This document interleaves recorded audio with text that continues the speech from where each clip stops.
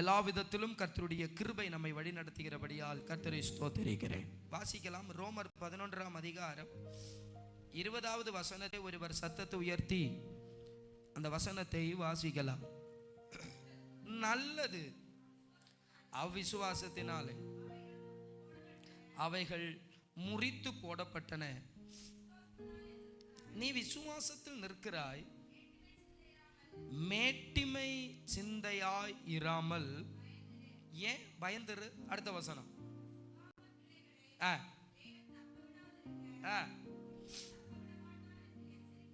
உன்னையும் தேவன் தப்ப விட மாட்டார் என்பதில் எச்சரிக்கையாயிரு. ஆகையால்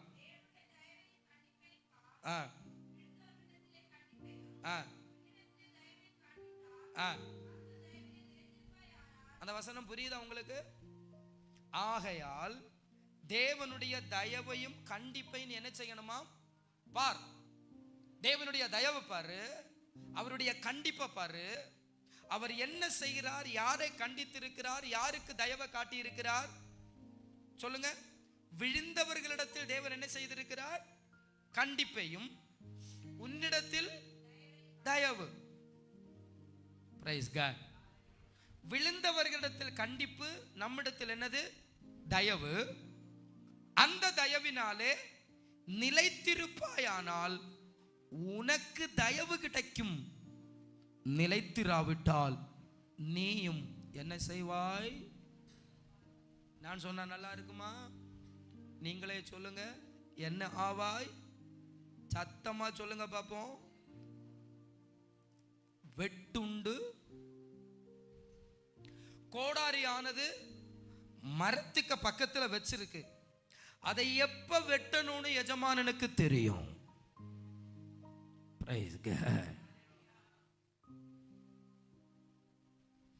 கர்த்தருடைய ஆவியானவர் இன்றைக்கு இந்த சபையோடு முகபட்சம் இல்லாமல் பேசுவாரால் எனக்கும் சேர்த்து. கர்த்தருடைய வார்த்தை என்னை தொட்டு உங்களை தொடுவதாக. எத்தனை பேர் ஆமென் சொல்றீங்க? தேவன் நம்மை எப்படி ரட்சித்தார் என்பதை குறித்து பவுல் இங்கே விளக்குகிறார். இஸ்ரவேல் கிளையை வெட்டி போட்டு காட்டு ஒலிவ மரமாய் இருந்த நம்மை மெய்யான திராட்சை செடியோடு தேவன் என்ன செய்து வைத்திருக்கிறார்? இணைத்திருக்கிறார். இது தேவன் நமக்கு பாராட்டின தயவு. இந்த தயவில் நிலைத்திரு. தேவன் உனக்கு பாராட்டின இந்த தயவில் நிலைத்திரு. இந்த தயவில் நீ நிலைத்திராவிட்டால் நீ வெட்டுண்டு போவாய் என்று வேதம் நமக்கு சொல்லுகிறது. தேவன் நமக்கு பாராட்டின தயவு என்ன? தேவன் நமக்கு பாராட்டின கிருபை என்ன? தேவன் நமக்கு பாராட்டின தயவும் கிருபையும் என்ன என்பதை நான் சொல்கிறேன். ஒன்று, தேவன் நமக்கு பாராட்டின தயவு இந்த உலகத்திலே மாண்டு அழிந்து போகக்கூடிய நம்மை அவருடைய பிள்ளைகளாய் மாற்றினது தேவனுடைய தயவு. ராமன் சொல்லலாமா? தகுதி இல்லாத என்னை தகுதிப்படுத்தினது அவருடைய கிருபை. இந்த ரெண்டிலையும் நீ நிலைத்திருக்கணும். தயவுல நிலைச்சிருக்கணும். எப்படி? உங்களுக்கு நான் விளக்குகிறேன். புரிந்து கொள்ளுவர்கள் புரிந்து கொள்ள வேண்டும். தாவீது என்று சொல்லப்பட்ட தேவ மனுஷன் தேவனுக்கு விரோதமாக பாவம் செய்து விட்டான். அவன் செய்த பாவம் சாதாரணமான பாவம் அல்ல.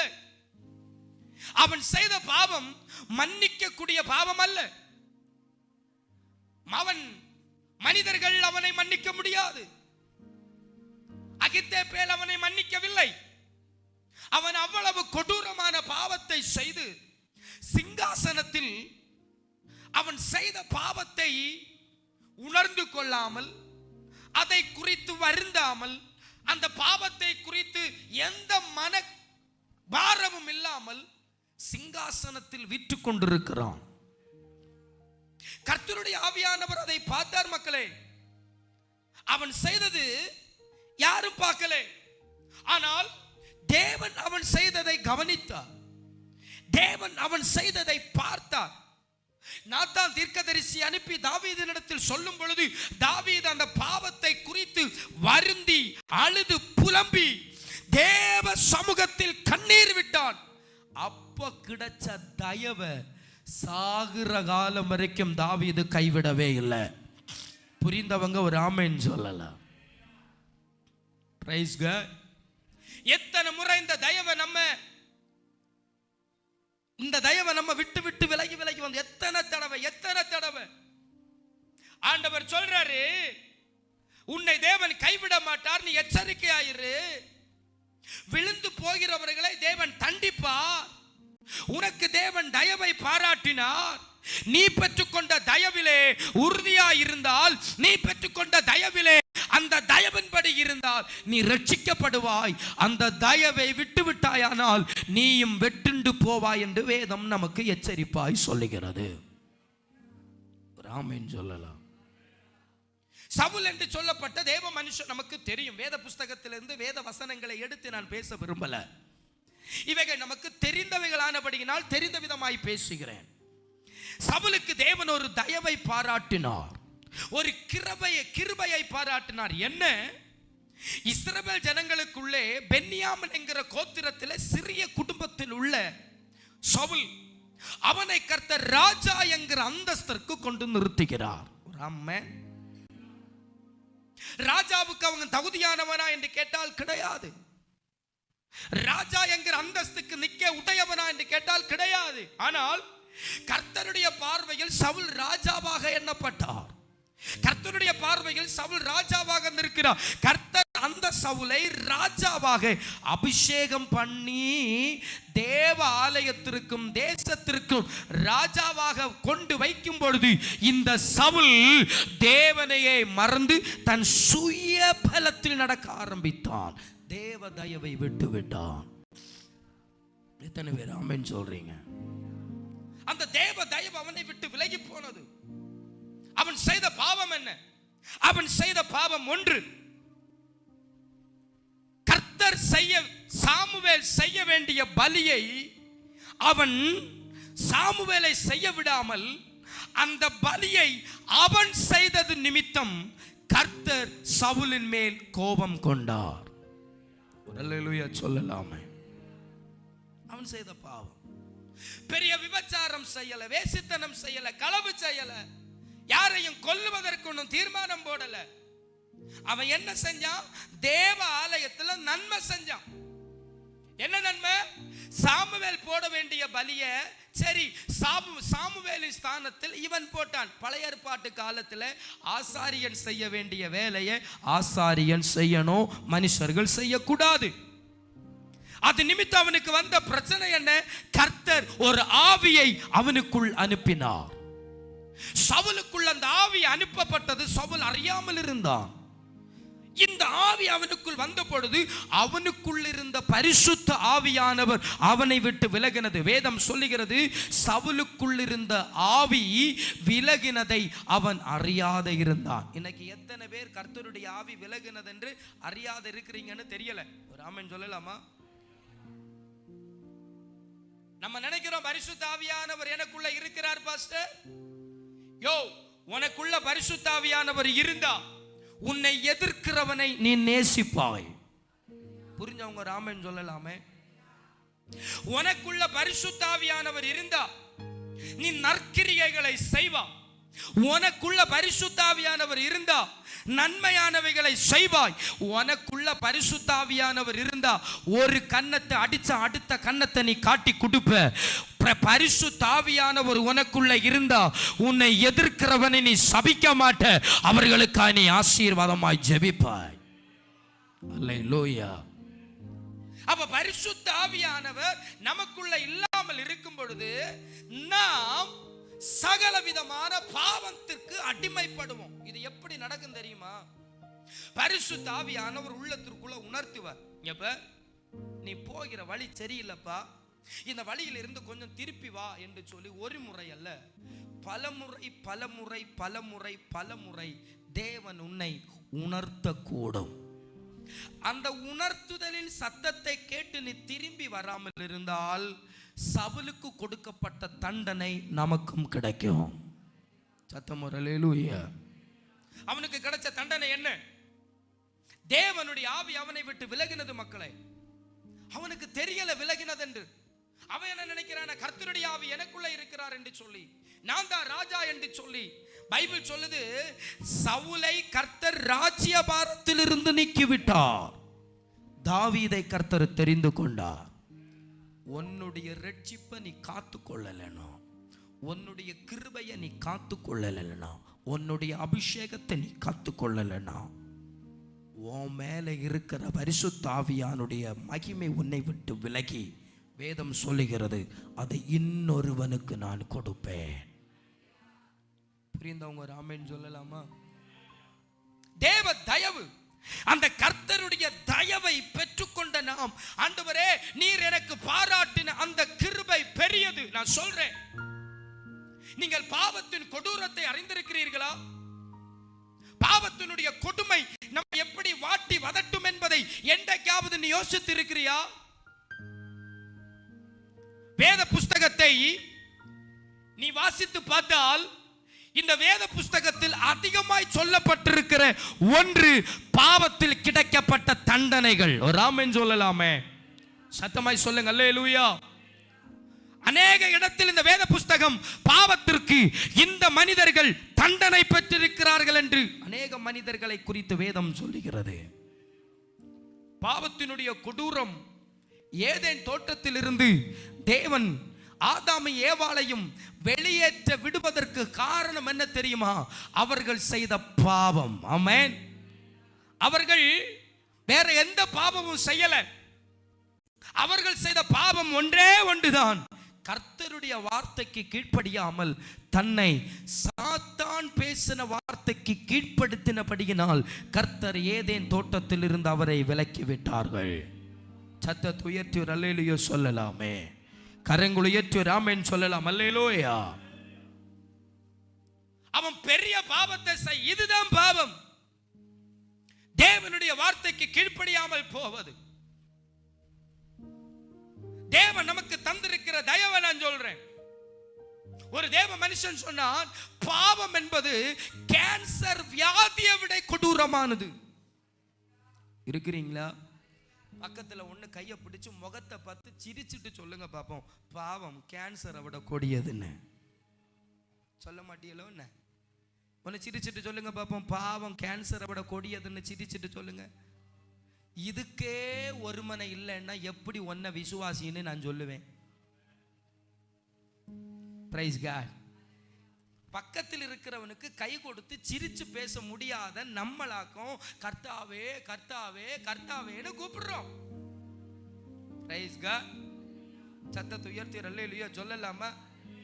பைபிள் சொல்லுது, நீங்கள் சகோதர சிநேகம் உள்ளவர்களாய் இருங்க. நமக்கு இருக்கா? எப்போடா சகோதரனை முதுகுல குத்துலான்னு சொல்லி நம்ம என்ன செஞ்சிட்டு இருக்கிறோம்? சகோதர சிநேகம் உள்ளவர்களாய் இருங்கள். கர்த்தருக்கு ஸ்தோத்திரம் உண்டாகட்டும். பாவத்தினுடைய கொடூரம் கேன்சர் வியாதியை விட கொடுமையானது என்று வேதம்ல ஒரு மனுஷன் சொல்றார். ஏன்? பாவம் செய்த எந்த மனுஷனும் தண்டிக்கப்படாமல் போகவில்லை. சத்தத்தை உயர்த்தி அல்லேலூயா சொல்லலாமே, கரங்களை உயர்த்தி ஆமென் சொல்லுவோம் அல்லேலூயா. சொல்றேன் கவனி. ஆபிரகாமை குறித்து ஆண்டவர் என்ன சொன்னார்? ஆபிரகாம் எனக்கு சிநேகிதன். ஆபிரகாம் செய்த பாவத்திற்கு ஆபிரகாமுக்கு தண்டனை கிடைக்கலையா? சிநேகிதன் என்று சொல்லப்பட்ட ஆபிரகாமையும் கர்த்தர் தண்டித்தார். தாவீதை பார்த்து ஆண்டவர் என்ன சொன்னார்? என் இருதயத்திற்கு ஏற்றவன், என் இருதயத்திற்கு ஏற்றவன் என்று சொல்லப்பட்ட தாவீதையும் கர்த்தர் தண்டித்தார். இஸ்ரவேல் ஜனங்களை பார்த்து ஆண்டவர் என்ன சொன்னார்? இஸ்ரவேல் ஜனம் என்னுடைய ஜனம், இஸ்ரவேல் ஜனம் என் பிள்ளைகள், உன்னை யாருக்கு நான் விட்டு கொடுக்க மாட்டேன், உன்னை கைவிட மாட்டேன் என்று சொன்ன இஸ்ரவேல் ஜனங்களை பலமுறை அவர்கள் செய்த பாவத்தின் நிமித்தம் தேவன் அவரை தண்டித்தார். ஒரு ஆமென் சொல்லலாமே. அவர்கள் செய்த பாவத்தின் நிமித்தம் தேவன் அவர்களை தண்டித்தார். என்னை கேட்கிற தெய்வ பிள்ளையே, அப்படியானால் பவுல் சொல்லுகிற வார்த்தை உண்மையானதே. அவருடைய ரட்சிப்பையும் அவருடைய கிருபையும் அவருடைய தயவையும் பெற்றுக்கொண்ட நீ அவருடைய தயவில் நிலைத்திராவிட்டால், அவருடைய கிருபையில் நிலைத்திராவிட்டால் உனக்கும் தண்டனை வரும் என்பதில் மாற்றமே இல்லை. ஒன்ன சொல்லி நான் உங்களுக்கு கடந்து போறேன். பழைய ஏற்பாட்டு காலத்துல நீ செய்த பாவத்திற்கு தண்டனை உன் பிள்ளைகளுக்கு வரும். புதிய ஏற்பாட்டு காலத்துல அவன் செய்கிறதுக்கு கிரியை உனக்கு வந்து சேரும். சத்தத்தை உயர்த்தி ஆமென் சொல்லலாமே. கர்த்தர் பிள்ளைகளை தண்டிக்க மாட்டார். பைபிள் சொல்லுது, அவன் செய்கிற தக்க பலன் அவரோடு கூட வருகிறது. நான் செய்கிற பாவத்தினுடைய தண்டனை நான் அனுபவிக்க வேண்டும். என்னை கேட்கிற தெய்வ பிள்ளையே, பாவம் என்பது உன்னை பரலோகத்திற்கு கொண்டு போவாது. பாவம் என்பது உன்னை நரகத்திற்கு தள்ளக்கூடியது. ஆகையினால் பாவத்திற்கு எப்பவும் விலகியிரு. இந்த டிரான்ஸ்ஃபார்மர் பக்கத்துல போகும்போது எழுதி வச்சிருக்கும், என்னது? அபாயம். என்னது? சத்தமா சொல்லுங்க, என்னது? அபாயம். அதனால எப்பவும் நமக்கு மனசுக்குள்ள ஒண்ணு இருக்கணும், பாவம் என்பது என்னதுமா? அபாயம். Praise God. பாவம் என்பது அபாயம்.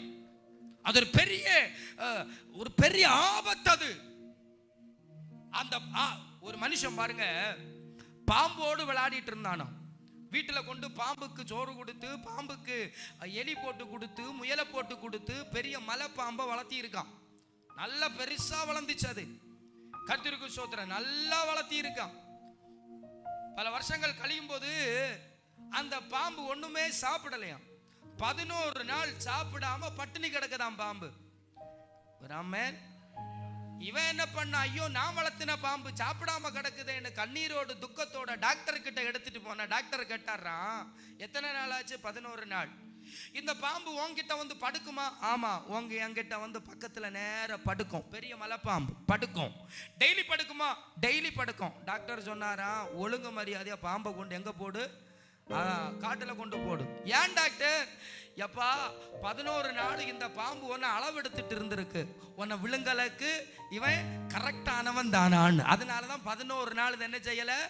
சாப்பிடாம பட்டினியா இருந்திருக்கு. அது போலதான் பாவம் செய்யும் பொழுது ரொம்ப இனிப்பு எல்லாம். ஆனால் பேசும் பொழுதோ இல்ல ஒரு காரியத்தை செய்யும் பொழுதோ ஒரு ஆளை வேதனைப்படுத்தும் பொழுது நமக்கெல்லாம் ரொம்ப நல்லா இருக்கும். ஆனால் அது ஒரு நாள் உன்னை பாம்பு விஷத்தை கக்குவது போல இந்த பாவம் உன்னை ஒரு நாள் கொண்டு தள்ளிவிடும். பார்த்துக்கோ.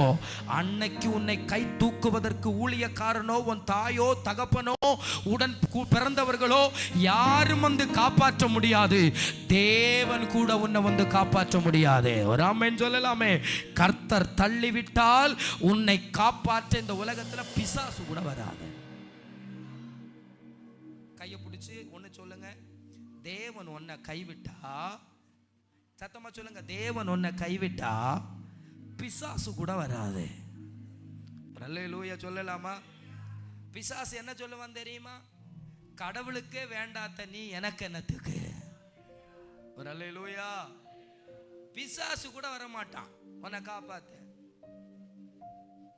நீ பெற்றுக்கொண்ட தயவுல நிலைத்திரு, தயவு விட்டு விலகாதே. நீங்க பாருங்க, எலியாவை பாருங்க. எலியா பெற்றுக்கொண்ட அந்த தயவுல கடைசி வரைக்கும் உறுதியா இருந்தான். எத்தனை பேர் ஆமென் சொல்ல முடியும்? கரங்களை ஏற்றி அல்லேலூயா சொல்லலாமே. கடைசி வரைக்கும் அந்த தயவுல அவன் உறுதியா இருந்தான். அவன் வந்து அவ்வளவு தேவ சமூகத்துல தன்னை ஒப்பு கொடுத்து தனக்காக வாழாமல் அவன் தேவனுக்காக வாழ்கிறவனாய் காணப்பட்டான். ஒரு ஆமென் சொல்லலாமே. வாசிக்கலாம். கர்த்தருக்கு ஸ்தோத்திரம் உண்டாவதாக. 25வது வசனத்தை அப்படியே நீங்கள் வாசிங்க பார்க்கலாம். மேலும் நல்லா கவனிங்க, பவுல் சொல்றாரு, நீ பெற்றுக்கொண்ட தயவில உறுதியா இருமா, தயவை விட்டுறாத. நீங்க கேட்கலாம், பாஸ்டர் தயவு எப்படி என்ன விட்டுப்போம்? நீ என்னைக்கு பாவம் செய்யறியோ அன்னைக்கு தயவு உன்னை விட்டு என்ன செய்யும்? சத்தமா சொல்லுங்க. கரங்குளையத்து அல்லேலூயா சொல்லலாமா? கரங்குளையத்து ஆமென் சொல்லலாமே. வாசி. மேலும் சகோதரரே, நீங்கள் உங்களை புத்திமான்கள் என்று எண்ணாதபடிக்கு ஒரு ரகசியத்தை, அது என்னவெனில்,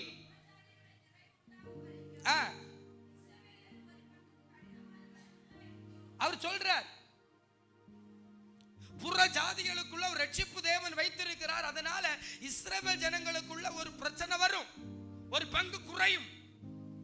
ஏன்னா இஸ்ரவேலுக்கு கொடுக்க வேண்டிய ரட்சிப்பை தான் கர்த்தர் நமக்கு தந்திருக்கிறார். அதுதான் 24வது வசனம். வாசிச்சு பாருங்க. சுபாவத்தின்படி காட்டொலிவ மரமா இருந்த வாசிக்கலாம் வாசிக்கலாம் வாசிங்க.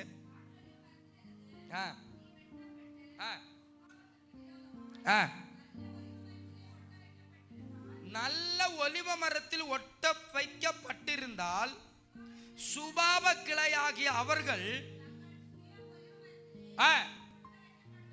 அதிக நிச்சயம் அல்லவா?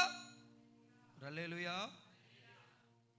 நான் சொல்றது, பவுல் சொல்றது உங்களுக்கு புரியுதா? நீங்கள் தானா ரட்சிக்கப்படல, நீங்க தானா வந்து ஒட்டப்படல. காட்டு ஒலிவ மரந்த இன்ன எண்ணெய் நல்ல கிளையோடு ஒட்ட வைத்தது கர்த்தர் என்று சொல்றார். புரிந்தவங்க ஒரு ஆமென் சொல்லலாம். இப்ப நானா ரட்சிக்கப்பட்டேன்னு வந்தேன்னு வச்சுக்கோங்களேன். வந்து இருந்துட்டு சபையில, ஆண்டவரே நான் தான் உம்மை தேடி வந்தேன், நான் தான் உம்மை தேடி வந்தேன், ஆண்டவரே நான் தான் உம்மை தேடி வந்தேன். இதை வந்து டெய்லி 1000 தடவை ஆண்டவரை பார்த்து சொல்லும். ஆண்டவருக்கு கோபம் வரும். என்ன தேடி வந்தது நீ சொல்லி காட்டுறியா? ராமன் சொல்லலாமே. புரியுதா நான் சொல்றது? ஆண்டவரே நான் தான் உம்மை தேடி, ஆண்டவரே நான் அப்படி உள்ளவன், நான் படிச்சவன், நான் தேடி வந்தேன், அந்த குடும்பத்தில் உள்ளவன், நான் உம்மை தேடி வந்தேன், வர முடியாத ஆனாலும் உம்மை நான் தேடி வந்தேன் என்று சொல்லி சபையில வந்திருந்து இதெல்லாம் ஆண்டவருக்கு பிடிக்காது. ஆண்டவர் அதனாலதான் ஓம் மேன்மை ஆண்டவருக்கு தேவையில்லை என்று சொல்லி அவரே நம் மேன்மை அடையாதபடிக்கு அவரே நம்மளை கொண்டு என்ன செய்து வைத்திருக்கிறார். இப்போ சபையில் வந்திருந்தா நீங்க என்ன சொல்லணும் தெரியுமா? நான் வரல, நீங்க என்ன கொண்டு வந்தீங்க ஆண்டவரே, நீங்க என்ன கொண்டு வந்தீங்க ஆண்டவரே, உம்முடைய தயவு என்னை தொட்டது ஆண்டவரே, உம்முடைய இரக்கம் என்னை தொட்டது ஆண்டவரே, உம்முடைய கிருபை என்னை தொட்டது ஆண்டவரே. இப்படிதான் சொல்ல முடியுமே ஒழிய நான் உம்மை தேடி வந்தேன்னு சொல்ல முடியாது. சத்தத்தை உயர்த்தி அல்லேலூயா சொல்லலாமே. ஆண்டவருக்காக நான் இவ்வளவு பாடுபட்டேன், ஆண்டவருக்காக நான் இவ்வளவு கஷ்டப்பட்டேன், ஆண்டவருக்காக நான் இவ்வளவு அதை செஞ்சேன், இதை செஞ்சேன். இது எல்லாம் தன்னை மேன்மைப்படுத்துவதற்கு சொல்லி கர்த்தருக்கு ஸ்தோத்திரம் சொல்ற வார்த்தைகள். ஏதோ ஒரு ஊழியக்கார் உலகத்துல தமிழ்நாட்டுல நம்பர் 1 கர்த்தருக்கு ஸ்தோத்திரம் பெரிய ஊழியக்கார லிஸ்ட்ல இருக்கிற ஊழியக்காரன் வாழ்க்கை வரலாற படமா எடுத்து வெளியில விட்டுருக்கார். அல்லேலூயா. வாழ்க்கை தன் வாழ்க்கை வாழ்க்கைய படமா எடுத்து வெளியில விட்டுருக்கார். அதை பார்க்கும்போது ஆவியானவர் உள்ளத்திற்குள்ள ஒன்றை சொன்னார். தன்னுடைய மேன்மையை காட்டுகிறவன் ஊழியக்காரன் அல்ல. பைபிள் சொல்லுது தன் மேன்மைக்காக அல்ல, நான் தன்னுடைய வாழ்க்கைய தேவனுக்காக அவரு கஷ்டப்பட்டிருக்காரு, வயிறு நோய் வந்திருக்கான், பைத்தியம் வந்திருக்கான், உருண்டு கடந்தாராம், சுருண்டு கடந்தாராம். இதை மக்களுக்கு முள்ள காட்டி நான் சொல்றேன் பாருங்க. இதை நீங்க காட்டும் பொழுது என்ன ஆகுது தெரியுமா? நான் கர்த்தருக்காக இப்படி வாழ்ந்தேன் என்று தேவனுக்கு நம்ம சொல்லி காண்பிக்கிறோம். ஆமாயா இல்லையா? புரிஞ்சவங்க ராமன் சொல்லலாமே. ஆண்டவருக்கு நம்ம சொல்லி காட்டுறதானே அது. உங்க பிள்ளைங்க உங்ககிட்ட வந்து, அப்பா நான் உங்களுக்காக அப்படி கஷ்டப்பட்டேன், அப்பா அம்மா உங்களுக்காக நான் இப்படி கஷ்டப்பட்டேன் இப்படின்னு ஒரு தடவைக்கு 2 தடவை 3 தடவை சொல்லி சொல்லி காண்பிக்கும். உங்களுக்கு எப்படி இருக்கும்? எப்படி இருக்கும்? அப்படியா நீங்க இருக்கணும்? இல்ல, ஆண்டவரே உம்முடைய தயவு தான் என்ன செய்தது. பைபிள் சொல்லுது சிலர் ரதங்களை குறித்தும் குதிரைகளை குறித்தும் மேன்மை பாராட்டுகிறார்கள். பவுல் சொல்லுகிறார், இல்ல, எனக்கு மேன்மை பாராட்ட ஒன்றே ஒன்றுதான், என் இரட்சகராய் இருக்கிற இயேசு கிறிஸ்து மாத்திரமே. கரங்களை உயர்த்தி ஆமென் சொல்லலாமே. சபையே, உன் வாயிலிருந்து மேன்மை பாராட்டக்கூடிய ஒரே ஒருவர் என் ஆண்டவராய் இருக்கிற இயேசு கிறிஸ்து மாத்திரமே. அல்லேலூயா. ஊழியத்தில் நான் கஷ்டப்பட்டா, ஊழியத்தில் நான் பாரப்பட்டா இதை நான் மேன்மையா சொல்ல வேண்டிய அவசியம் இல்லை. பரலோக தகப்பன் அதை பார்த்து அதனுடைய பிரதிபலன் அவர் தருவா. நான் சொல்ல வேண்டிய பவுல் சொல்றாரு, உங்க மேன்மைகளை நீங்கள் சொல்லுவீர்களானால் அது கடன் என்று எனப்படும். கடன் அல்ல, கர்த்தர் நமக்கு கிருபையா இலவசமாய் தந்திருக்கிற ரட்சிப்பு. புரிந்தவங்க ராமன் சொல்லலாமா? சத்தத்தை உயர்த்தி அல்லேலூயா சொல்லலாமா? எதை நீ மேன்மை பாராட்டணும் தெரியுமா? ஊழியத்தில் கர்த்தர் உனக்கு செய்த அற்புதங்களை சொல்லி மேன்மைப்படுத்தணும். நீ பட்ட கஷ்டங்களை வெளி சொல்லி மேன்மைப்படுத்துறதில் அல்ல, கர்த்தர் என்னை இந்த நாட்களில் இப்படி நடத்தினார் என்றுதான் மேன்மையே. புரிஞ்சவங்க ராமேன் சொல்லலாமே. Praise God. அதான் மேன்மை. சில பேருக்கு குருதரைகளை மேன்மைகளை அதை பத்தி சொல்லி சொல்லி சொல்லி சொல்லி சொல்லி சொல்லியே நடக்கிறாங்க. நான் அங்க போனேன், அங்க அப்படி நடந்தது, நான் இங்க போனேன், அங்க நடந்தது, ஆனா இங்க வந்தா ஒண்ணும் காணலே. புரியுதா நான் சொல்றது? துயரத்தில் சொல்லலாமா? நான் அங்க ஊழியத்துக்கு போனேன், கர்த்தர் அங்க என்ன செஞ்சாரு, இப்படி செஞ்சார், ஆனா இங்க வந்தா ஒண்ணும் காணல. தன்னுடைய மேன்மையை குறித்து சொல்லுவதற்கல்ல தேவன் ஊழியக்காரனை வைத்தது, அவருடைய மேன்மையை குறித்து சொல்ல. காரணம் என்ன? பவுல் சொல்றாரு, நானா ஒட்டப்படல, கர்த்தர் என்னை நல்ல கிளையோடு ஒட்டி வைத்திருக்கிறார். பைபிள் சொல்லுது பாருங்க, சகல துதி கன மகிமை யார் ஒருவருக்கு? தேவன் ஒருவருக்கு. ஆட்டுக்குட்டிக்கு தேவ தூதர்களும் பரலோகத்தில் காணப்படுகிற சகல 24 மூப்பர்களும் சகல தூதர்களும் எல்லாம் எல்லாம் எல்லாம் எல்லாமே ஒரே பாட்டு தான் பாடுது, ஆட்டுக்குட்டியானவருக்கு மகிமை உண்டாவதாக, ஆட்டுக்குட்டியானவருக்கு மகிமை உண்டாவதாக. அதுதான் சபையா இருக்கிற நாம் மகிமைப்படுத்தணும், ஆட்டுக்குட்டியானவருக்கு மகிமை உண்டாவதாக. அல்லேலூயா. சத்தத்தை உயர்த்தி ராமேன் சொல்லுவோம். அல்லேலூயா. கர்த்தர் இதெல்லாம் பேசிட்டு அவர் அப்படியே நீங்கள் வாசிச்சிருப்பீங்க, அப்படியே பேசி பேசி பேசி பேசி பேசி பேசி 33வது வசனத்தில் வாங்க. 33வது வசனத்தை வாங்க. தேவனுடைய ஐஸ்வர்யம், ஞானம், அறிவு என்பவைகளின் ஆழம். பாத்தீங்களா? பவுல் சொல்றார், தேவனுடைய ஞானம் அறிவு அது எவ்வளவு பெருசா இருக்குது. அவருடைய நியாய தீர்ப்புகள் அளவிடப்படாதவைகள், அவருடைய வழிகள் ஆராயப்படாதவைகள். கர்த்தருடைய சிந்தையை அறிந்தவன் யார்? அவருக்கு ஆலோசனைக்காரனாய் இருந்தவன், தனக்கு பதில் கிடைக்கும்படிக்கு முந்தி அவருக்கு ஒன்றை கொடுத்தவன் யார்? சகலவும் அவராலும் அவர் மூலமாகவும் அவருக்காகவும் இருக்கிறது அவருக்கே என்றென்றைக்கும். சத்தமா சொல்லுங்க, யாருக்கு? ஒரு விஷயம் கூட லாஸ்ட் வசனம் சொல்லுங்க, யாருக்கே மகிமை உண்டாவதாக. உங்க பாஸ்டருக்கா மகிமை? உங்க பாஸ்டருக்கா மகிமை? சொல்லுங்க சொல்லுங்க மக்களே. ஒரு 1000 சபையை நடத்துற பாஸ்டருக்கா மகிமை? Praise God. சத்தத்தை உயர்த்தி அல்லேலூயா சொல்லலாமா? சபையில 7000 விசுவாசி உண்டாம் பிரதர் சிஸ்டர். அதுல 3 வயசான பாட்டிங்க உண்டாம். இதுங்க மட்டும் பின்னாடி வந்து தோத்திரான் தோத்திரான் தோத்திரான் தோத்திரான்னு சொல்லிட்டே இருக்குமா பின்னாடி. பாஸ்டர் டெய்லி கோட்டும் ஜூட்டும் போட்டு பேண்ட் எல்லாம் போட்டு நல்ல ஷூ எல்லாம் போட்டு சபையில வந்துண்டு இப்படி சொன்னா ஜனங்களுக்கு ஓஹோ, பாஸ்டர் அப்படி சொன்னா ஜனங்களுக்கு ஓஹோ. Price God. கன்னியாகுமரி மாவட்டத்தில் ஒரு ஆட்டோக்கார் என்கிட்ட சொன்னார், கன்னியாகுமரி மாவட்டத்தில் ஒரு பாஸ்டரை பார்க்கறதுக்கு ஒரு விசுவாசியை கூட்டிட்டு போயிருக்க. ஒரு விசுவாசி அல்ல, ஒரு விசுவாசி இன்னொரு ஆளை கூட்டிட்டு போயிருக்கிறார். அந்த பிள்ளைக்கு பேய பிடிச்சிருச்சு. இவர் ஆட்டையில போனா பாஸ்டர் இறங்கி வரவே இல்லை. கன்னியாகுமரி மாவட்டத்தில் பாஸ்டர் இப்படி பார்த்துட்டா போயிட்டு வாங்கன்னு சொன்னார். விசுவாசிக்கு சமாளிக்கணும்ல. அந்த விசுவாசி இந்த கூட்டிட்டு போன ஆளுகிட்ட சொன்ன விஷயம் என்ன தெரியுமா? அவர் பார்த்தாலே போதும், உனக்குள்ள இருந்த பேய் என்ன செய்யும்? இப்படியும் இருக்கு. சத்தத்தை உயர்த்தி அல்லேலூயா சொல்லலாமா? 7000 விசுவாசி 6000 விசுவாசி இதெல்லாம் தப்பு கிடையாது. 10,000 வரட்டு, 15,000 வரட்டு, 1,00,000 வரட்டு, 10 கோடி வரட்டு, கனம் என் கர்த்தாதி கர்த்தர் ஒருவருக்கே. ராமன் சொல்லலாமா? பாசு ஒரு நாள் சனிக்கிழமை ராத்திரி ஆண்டவரேன்னு ஜோம் பண்ணி தோத்துறோன்னு அவர் ஜோம் பண்ணிட்டு இருக்கும்போ ஆண்டவர் கேட்டாரா, ஹலோ டியர் பிரதர், ஆண்டவரே சொல்லும் என்ன, நாளைக்கு ஆராதனையா? ஆமா ஆராதனை. என்ன இந்த சபையில என்ன தேடி எத்தனை பேருடா வருதுன்னு கேட்டாராம். அவர் சொன்னார், ஆண்டவர் உம்மை தேடிதான் எல்லாம் என்ன செய்யுது, உம்மை தேடிதான் வருது. ஆண்டவர் சொன்னாரா, உன் சபையில் இருக்கிற 7000 விசுவாசியில 6997 விசுவாசிகளும் ஒன்ன தேடி தான் வருது. அந்த 3 வயசான பாட்டியை காட்டி கொடுத்துட்டு இதுங்க மட்டும்தான் என்ன தேடி வருதுன்னு சொல்லிச்சான்.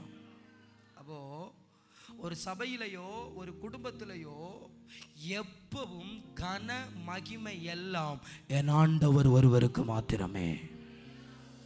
அல்லேலூயா சொல்லலாமா? சத்தத்தை உயர்த்தி ராமன் சொல்லுவோம். அல்லேலூயா. ஏன் நம்ம ஆண்டவருக்கு கனம் கொடுக்கணும்? எதுக்கு நம்ம ஆண்டவருக்கு கனம் கொடுக்கணும்? ஏன் தெரியுமா? தகுதி இல்லாத எனக்கு அவர் கிருபையை தந்திருக்கிறார். யாராலும் தூத்தாலும் தொடச்சாலும் எத்தனை வெள்ளம் விட்டு கழுவினாலும் ஏன் பாவம் மாறாது. அப்படிப்பட்ட பாவத்தை அவர் மன்னித்த. ஆகையினால் அவருக்கு சோத்திரம், ஆகையினால் அவருக்கு மகிமை, ஆகையினால் அவருக்கு துதி, ஆகையினால் அவருக்கு கனம்.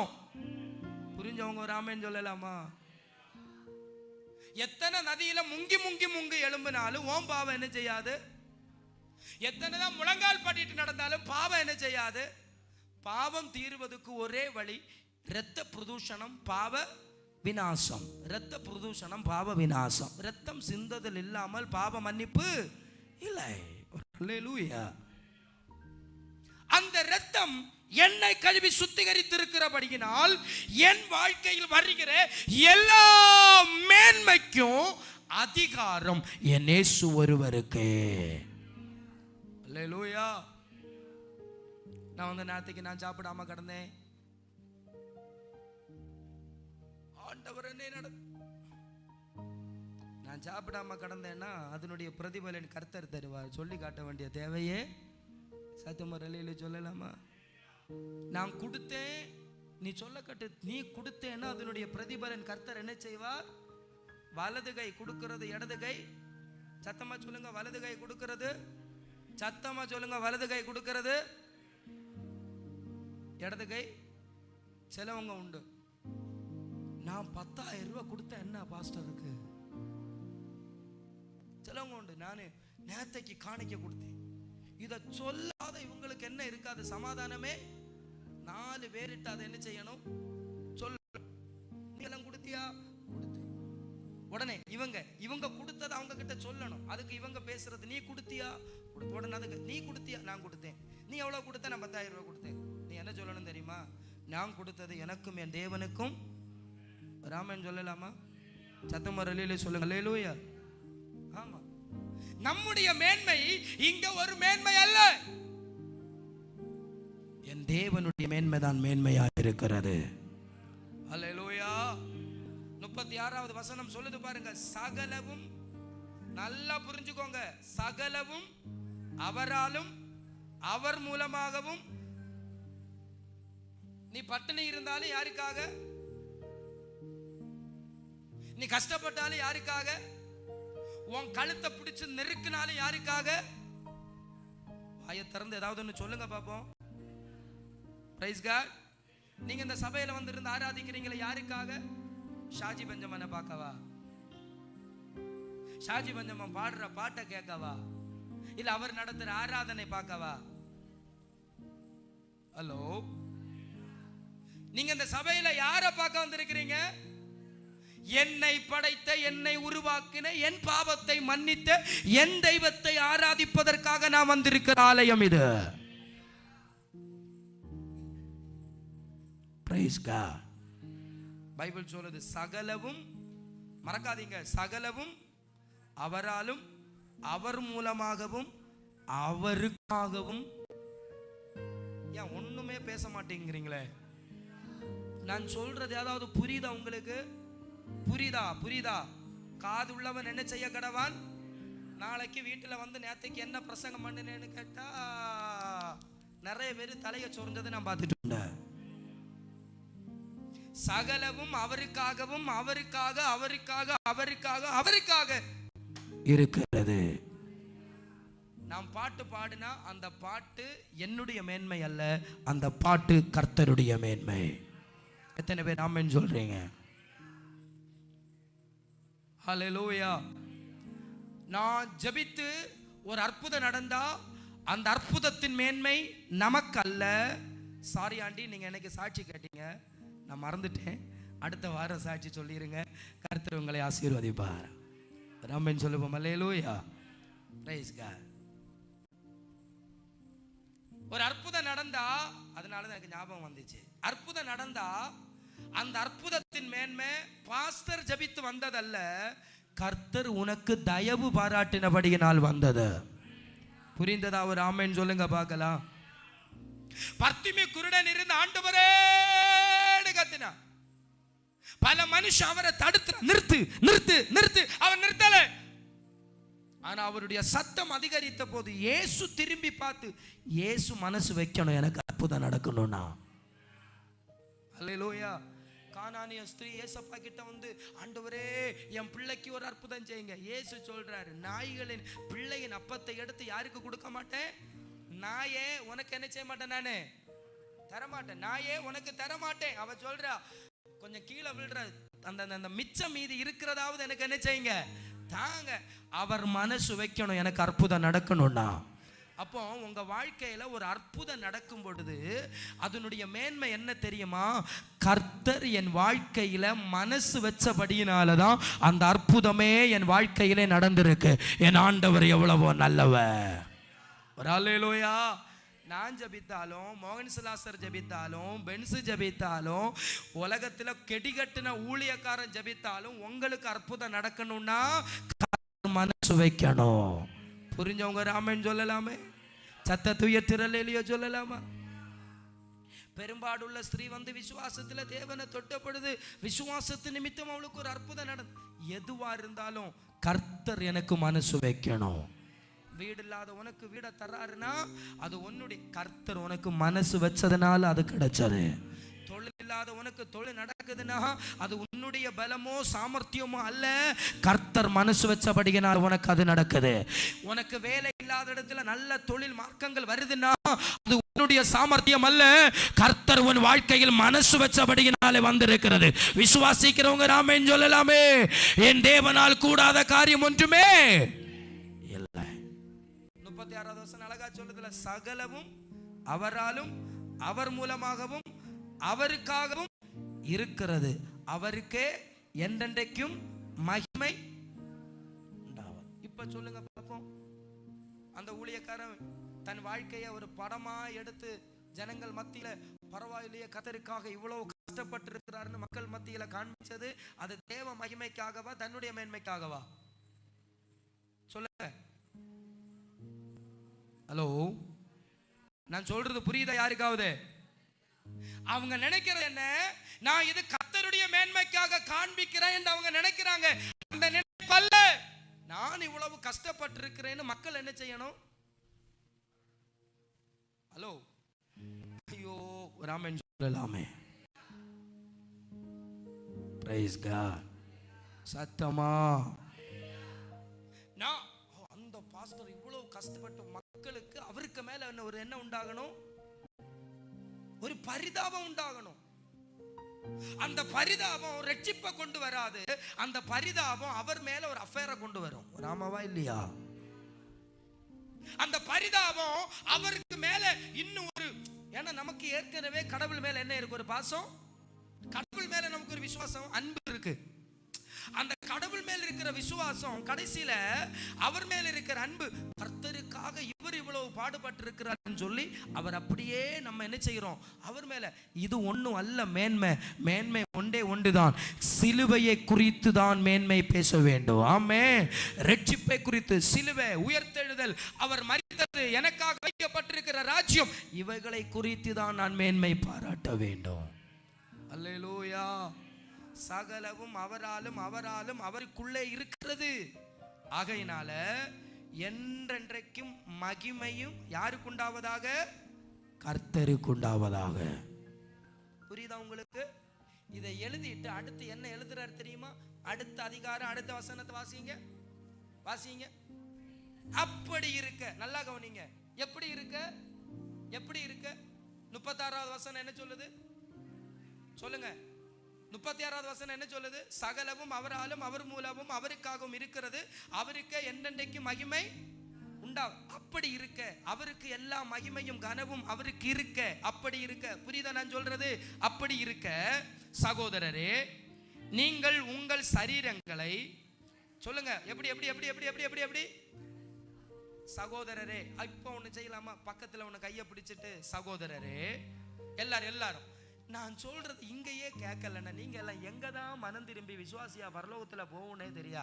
சகோதரரே, உங்களை பரிசுத்தமும் தேவனுக்கு பிரியமான ஜீவ பலியாக ஒப்பு கொடுக்க வேண்டும் என்று தேவனுடைய இரக்கங்களை முன்னிட்டு உங்களை வேண்டிக் கொள்ளுகிறேன்.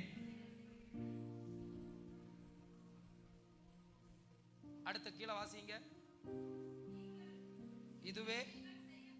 இதுவே நீங்கள் செய்யத்தக்க, சத்தமா சொல்லுங்க, இதுவே நீங்கள் செய்யத்தக்க. நம்ம நினைக்கிறது என்ன? நமக்கு ஆராதனை 3 பாட்டு பாடி 2 துள்ளக்கம் துள்ளுனா நம்ம நினைக்கிறது என்னது? இதுதான் பிரைஸ் காட். சத்தமா அல்லேலூயா. 4 பாட்டு 5 பாட்டு அடிக்கடிக்கு பாட்டு, கீபோர்டு டெம்போ 200 250 டப டப டப டப டப டப டப. சிலவங்களுக்கு எல்லாம் கர்த்தருக்கு ஸ்தோத்திரம், அந்த கீபோர்டு டெம்போ ஏத்துறது அளவுக்கு சிலவங்க என்ன செய்வாங்க? கை தட்டுவாங்க. சில நேரத்தில் டப்புன்னு நிறுத்த சொல்லுவேன், இவங்களுக்கு கை நிட்டான். கீபோர்டு நின்னாலும் நிக்கலனாலும் நீ கையை தட்டி கர்த்தர் என்ன செய்யணும்? ஒரு ஆமென் சொல்லலாமே. கீபோர்டுனா நீ நிக்க கூடாது. Praise God. சிலவங்களுக்கு ஆராதனை 3 பாட்டு பாடி கரங்களை உயர்த்தியவா நீர் நல்லவர், சர்வ வல்லவர், பெரியவர், உயர்ந்தவர். இது தேவனை மகிமைப்படுத்துறது தான், அவருக்கு கனம் கொடுக்கிறது தான். இதை நான் தப்பு சொல்ல வரல. ஆனா பைபிள் சொல்லுது, புத்தி உள்ள ஆராதனை எது தெரியுமா? உன் சரீரத்தை பரிசுத்தமா காத்துக் கொள்வது தான் புத்தி உள்ள ஆராதனை. அல்லேலூயா. உன் சரீரத்தை ஜீவ பலியாய் ஒப்பு கொடுப்பதுதான் ஜீவனுள்ள ஆராதனை. பாஸ்டர் எல்லாம் இருக்கட்டும், இந்த ஜீவ பலினா என்ன? என்ன ஜீவ பலி? ஜீவ பலினா இந்த சரீரம் மண்ணுக்கு மண்ணா போனாலும் பரவாயில்லை, அப்படி அந்த சரீரத்தை ஒப்பு கொடுப்பதனுடைய பேரு தான் ஜீவ பலியே. சத்தம் அல்லேலூயா.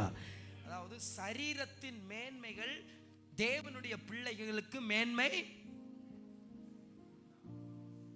சத்தமா சொல்லுங்க, சரீரத்தினுடைய மேன்மைகள் தேவனுடைய பிள்ளைகளுக்கு மேன்மை. சத்தமா சொல்லுவோம், சரீரத்தின் மேன்மைகள். இந்த சரீரத்தில் தேவனுக்கு இருக்க வேண்டியது என்னது? பரிசுத்தம். பைபிள் சொல்லுது, பரிசுத்த அலங்காரத்துடனே கர்த்தரை. சத்தமா அல்லேலூயா. சரீரத்தின் மேன்மை ஒரு மேன்மை. அப்போ சரீரத்திற்கு வெளியுறந்த வஸ்திரம் போட்டு அது மேன்மை. சரீரத்திற்கு கண்ணை பிடுங்கி காதை பிடுங்கி மூக்க போட்டு மூக்கில் நுழவி போடுறது ஒரு மேன்மை. சத்தமா. எனக்கு இந்த உடம்புக்கு இந்த கலர் சட்டை போட்டா நல்லா இருக்கும் அப்படின்னு நம்ம நினைக்கிறது. அதாவது ஒரு கிறிஸ்தவ தேவ பிள்ளைக்கு சரீரத்தின் மேன்மை அவன் ஒரு மேன்மையா நினைக்கவே மாட்டான். அவன் நினைக்கிறது ஒன்றே ஒன்று, இதை காட்டிலும் மேன்மையான ஒருவர் உண்டு. அவன் நினைக்கிற ஒன்று உண்டு, இந்த சரீரம் கர்த்தருடைய சரீரம். சத்தம் ஒரு ஆளுமே சொல்லலாமா? இந்த சரீரத்தில் மேன்மை அடையணும்னா கிறிஸ்து அல்லாம வேற ஒருவனும் இந்த சரீரத்தில் ஆளுகை செய்ய முடியாது. புத்தி உள்ள ஆராதனை என்ன தெரியுமா? உன்னை பரிசுத்தமாய் காத்து கொள்வதுதான் புத்தி உள்ள ஆராதனை.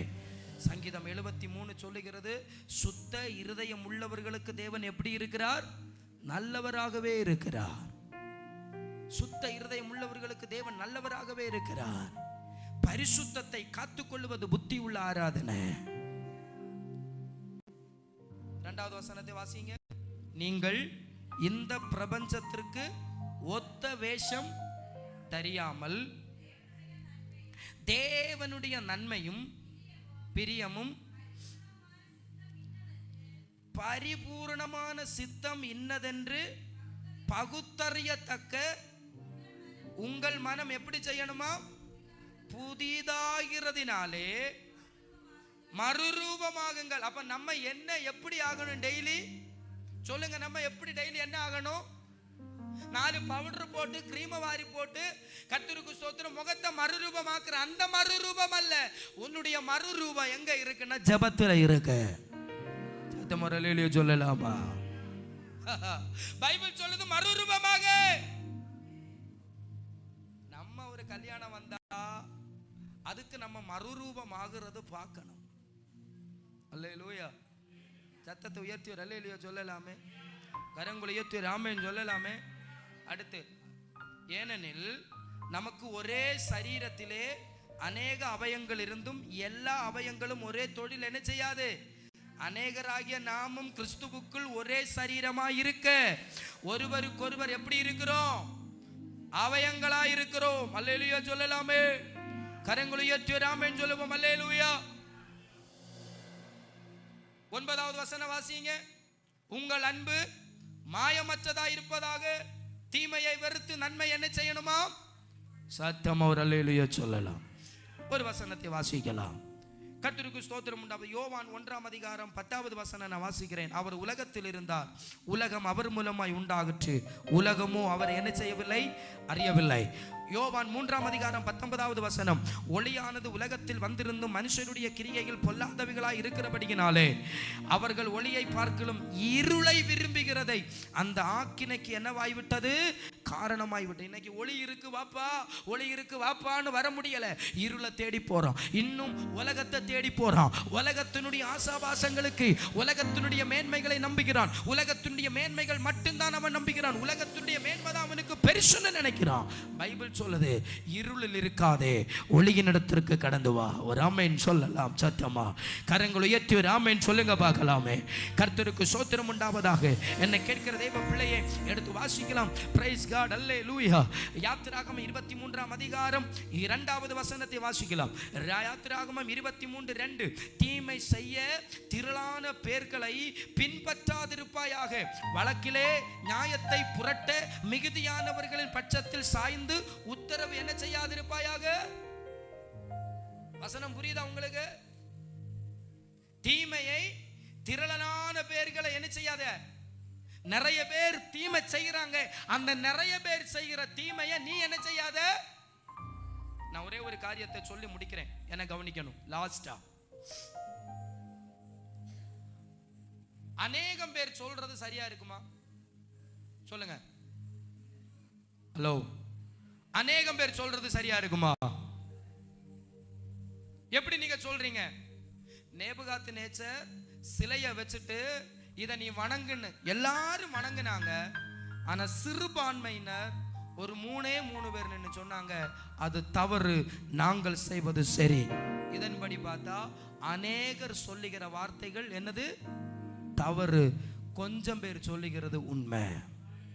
அல்லேலூயா. அநேகர் பின்பற்றுறாங்க, நீயும் பின்பற்றாதே. பெரியவங்க சொன்னா சரியா இருக்குமா? இல்ல. பாஸ்டர் பெரியவங்க சொன்னாங்க நான் கேட்கிறேன், அல்ல. பெரியவங்க சொன்னாங்க அல்ல, வேத புஸ்தகம் என்ன சொல்லுதுன்னு பாரு. அல்லேலூயா.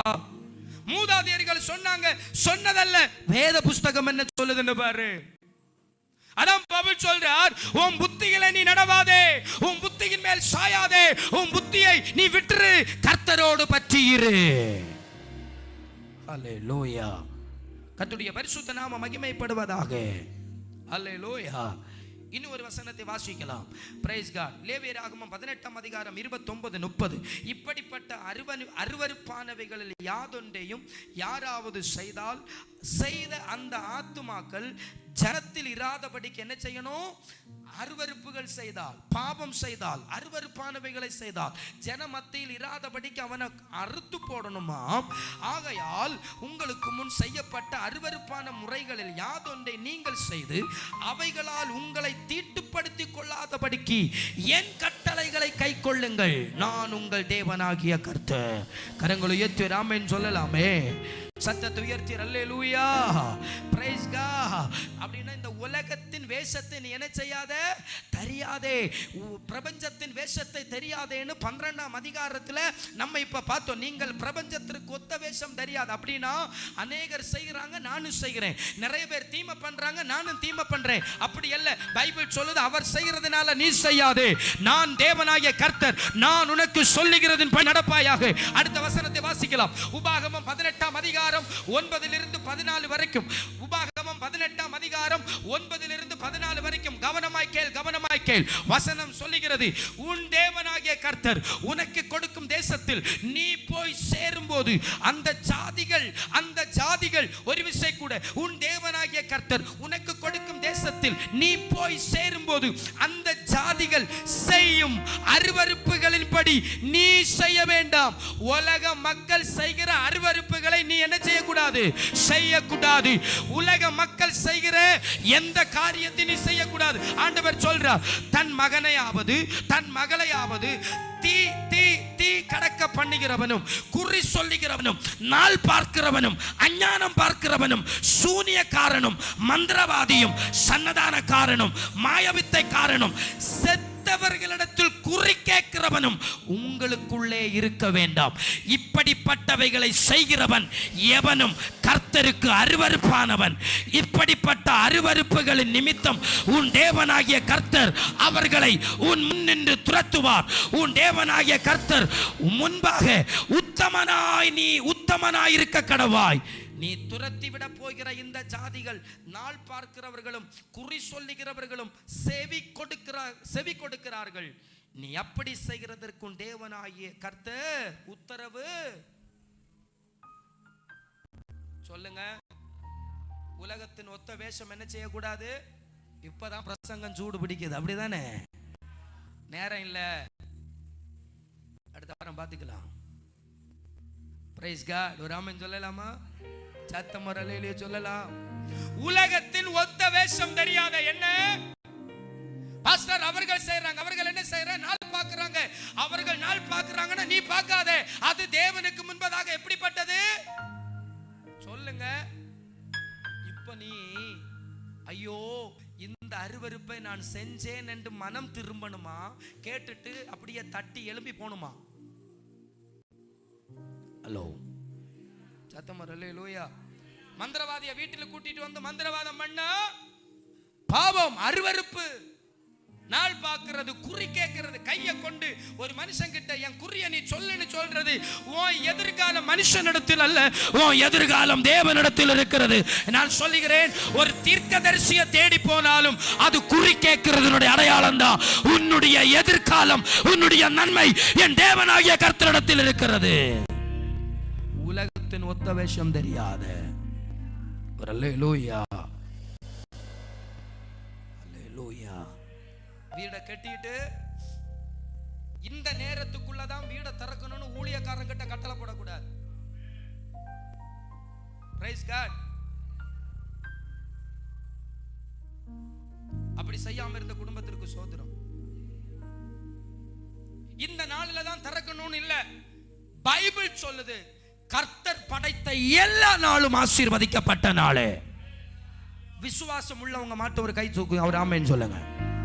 சில உங்களுக்கு செவ்வாய்க்கிழமை கண்டம், வெள்ளிக்கிழமை கண்டம், சனிக்கிழமை கண்டம். சனிக்கிழமை வீடு திறந்தா சனியம் வீட்டுக்குள்ள வருமா? வெள்ளிக்கிழமை வீடு திறந்தா வெளியில கிடக்கிற பிசாசு வீட்டுக்குள்ள வருமா? செவ்வாய்க்கிழமை வீடை திறந்தா கர்த்தருக்கு சோத்திரம், செவ்வாய்க்கிழமைக்கு இருக்கிற பிசாசு எல்லாம் வீட்டுக்குள்ள என்ன செய்யுமா? தேவன் இருக்கிற உன் வீட்டுக்குள்ள எந்த நாள் திறந்தா என்ன, சனிக்கிழமை ஆனாலும் வெள்ளிக்கிழமை ஆனாலும் அந்த நாளை கர்த்தர் எனக்காக தந்திருக்கிற நாள். வேதம் சொல்லுகிறது, நாள் பார்க்காதே, உலகத்தான் பார்க்கிறான், நீ பார்க்க கூடாது. உலகத்தானுடைய வேஷம் நீ தரிக்க கூடாது. கஷ்டமா இருக்குல்ல? அடுத்த வாரம் வா, குத்துறேன். எல்லாரும் எழும்பி நிற்போமாக, எல்லாரும் எழும்பி நிற்போமாக தெய்வ சமூகத்தில். அல்லேலூயா. ரகத்யாதனா ஷம்தரா கதனா ரியந்தராதனா ரியந்தரா. ஒரு ஊசி எடுத்து குத்தினா எப்படி வலி எடுக்குமோ, மனம் திரும்புதல் எப்படி இருக்கணும் தெரியுமா? வேதனையினால் திரும்புகிற மனம் திரும்புதல். அந்த வார்த்தை கேட்கும் போது ஒரு குத்த வேதம் சொல்லுகிறது, பவுல் பிரசங்கம் செய்யும் பொழுது அநேகருடைய இருதயத்தில் குத்தப்பட்டது. அப்பொழுது லீதியாளுடைய கண்கள் திறக்கப்பட்டது. பவுல் சொல்றார், உலகத்தின் ஒத்த வேஷம் தெரியாதிருங்கள். அவர்கள் செய்கிற தீமையை நீ செய்யாத, அவர்கள் செய்யறாங்க நீ செய்யாத. உனக்கு பெர்மிஷன் இல்லை. தேவனாகிய கர்த்தர் ஒருவரே. உம்மை அல்லாமல் எனக்கு யாருண்டு, உம்மை தவிர விருப்பம் எது உண்டு. உம்மை அல்லாமல், உம்மை அல்லாமல் எனக்கு யாருண்டு, உம்மை தவிர விருப்பம் ஏது உண்டு. கரங்களை உயர்த்தி சொல்லுவோம். ஆசையெல்லாம் நீர்தானையா, தேவையெல்லாம் நீர்தானையா. ஆசையெல்லாம் நீர்தானையா, தேவையெல்லாம் நீர்தா. ரட்சகரே, ரட்சகர் இயேசுநாதா, தேவையெல்லாம். ஓ ரட்சகரே இயேசுநாதா, தேவையெல்லாம் நீதானே. இரண்டு கரங்களை உயர்த்தி, உம்மை அல்லாமல் எனக்கு யாருண்டு. இயேசுவே, உம்மை தவிர இருப்போ ஏது உண்டு. இன்னும் சேர்ந்து, ஆசையெல்லாம் நீர்தானையா, தேவையெல்லாம் நீர்தானையா. ஆசையெல்லாம் நீர்தானையா,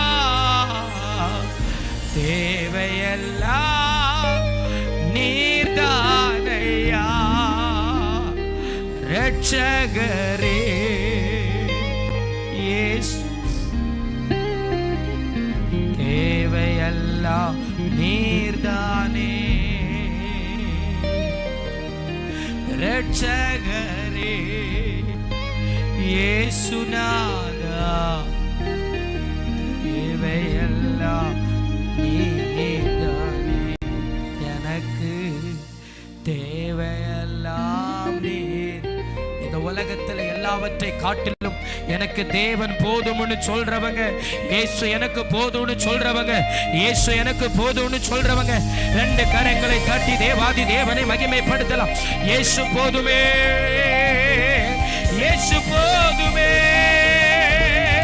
போதும் போதும் போதும் போதும், இயேசு போதுமே.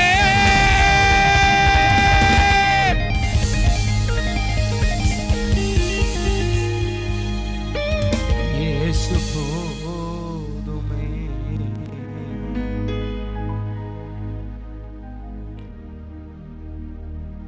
இந்த தயவை விட்டுறாத, இந்த கிருபையை விட்டுறாத. அந்த தயவு விட்டு போச்சுன்னா நீ வெட்டுண்டு போவாய். கர்த்தருடைய கரத்தில் விழுவது பயங்கரமா இருக்கும். உலகத்தின் ஒத்த வேஷம் தெரியாதே.